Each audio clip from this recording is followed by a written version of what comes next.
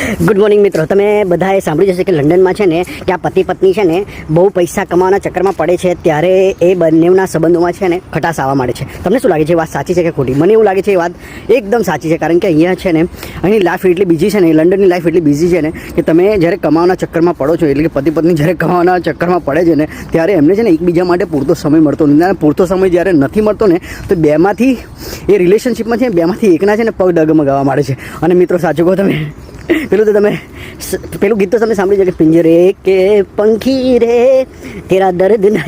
તો અહીંયા એવું જ છે મિત્રો, જો તમે પણ તમારી પત્નીને કે તમે પણ તમારા પતિને જો સમય ના આપતા હોય ને તો પિંજરાનું પંખી છે ને લંડનમાં ક્યારે ઉડી જશે ને તમને ખબર બી નહીં પડે. કારણ કે લંડનમાં પત્ની હોય કે પતિ બંને માટે ઓપ્શન છે ને ભરપૂર છે. તો તમારા જીવનસાથીની વેલ્યુ કરી દો, પૈસાને મહત્ત્વ આપો પણ એટલું પણ ના આપો કે તમે એકબીજાને પૂરતો સમય ના આપી શકો.